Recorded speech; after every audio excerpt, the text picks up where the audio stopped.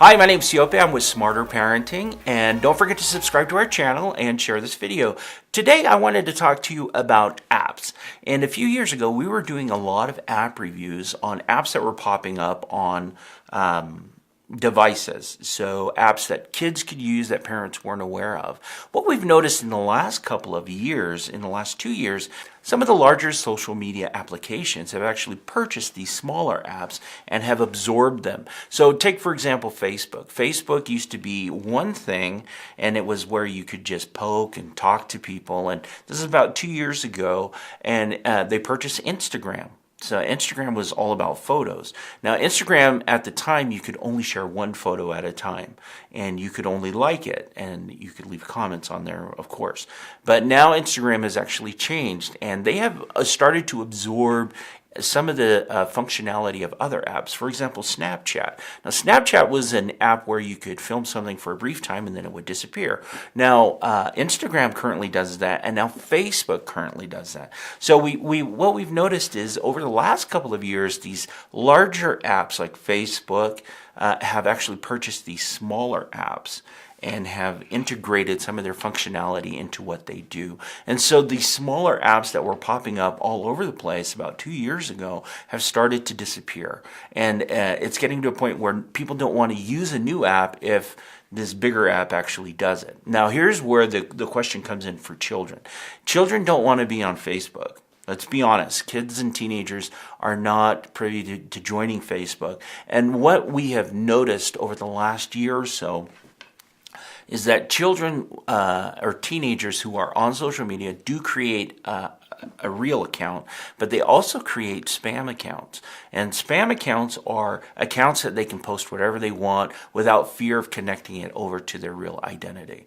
And they do multiple spam accounts. And so you'll have a teenager, for example, on Instagram, and they'll have their main account with their name, and then they'll have various other accounts. And Instagram actually allows you to create multiple accounts on their platform. So just be aware that if you have a child that's on social media, to understand that some of these trends that are happening with social media are happening, and also to go back and review what is on your child's device. Now, for me as a parent and my child, she is on a device also. Now, we are vigilant about monitoring what's on her phone every day.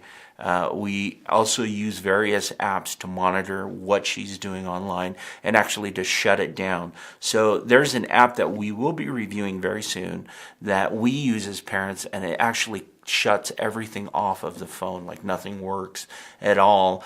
And we choose the times when they're available, and then we check it right after she's online. It's just a safety precaution on our end.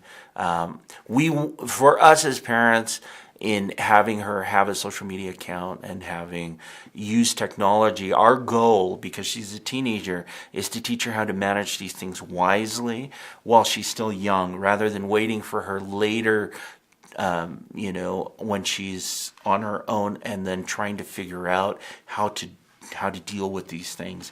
And as she continues to grow, we'll allow her a little more freedoms on these things, but we wanted her to get an idea of how to do that. So now, some parents may wonder, is that too much? Are you monitoring too much? The real question is what dangers exist online? And the reality is it's not a safe place for children. Online is not a safe place. And the reason being is because there are a lot of people online that are intent on tricking and luring children into unsafe circumstances. And we have no control over other people and what they're doing online. However, we can control to some extent what we're allowing our children to be exposed to online. And so for parents who feel that, yeah, we want our child just to be out there and do whatever they want to do online, it's a decision that you have to make, but there are consequences to that. And so for me, it's better to be safe now, teach her and give her a little bit of freedom so she can understand how to manage and utilize her time, and beware of possibly being addicted to social media, and talking to her about safety and how to do that, than it is to just let her be free online and then deal with consequences as they come. So Now, of course, I am talking about my own child who is a teenager, and she is growing up. People will decide when they are going to allow their child to use social media. For us, we waited until she was 14 years old, and she's 14 now. And again, we are heavily involved in everything that goes on online with her, computer use, etc. And again, she does have a phone.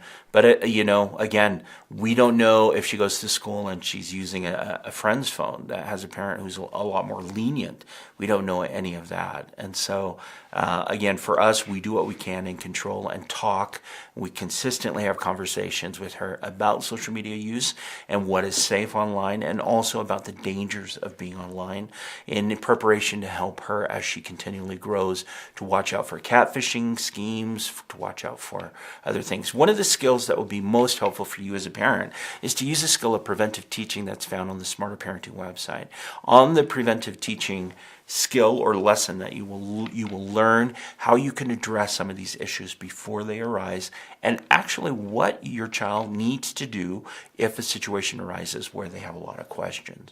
So preventive teaching on the Smarter Parenting website will be super helpful for you as a parent in helping your child navigate through social media.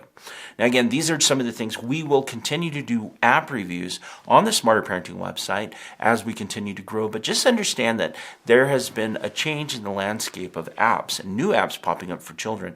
Now, again, there are still apps that are popping up that children are using that parents aren't aware of, and those are the ones that we want to review. And if you know of any, feel free to contact us and let us know. You can also visit our YouTube channel. We have a playlist on apps that we have reviewed in the past that children have been using that parents are not aware of. So feel free to jump in there and you can look and see what's available there. So don't forget to subscribe to our YouTube channel. Visit the Smarter Parenting website for more information and tips on how to be a great parent and also help you. And we actually welcome your questions and your feedback. If you have questions or you have suggestions for us, please feel free to leave them in the comment section below or email us at smarterparenting@smarterparenting.com.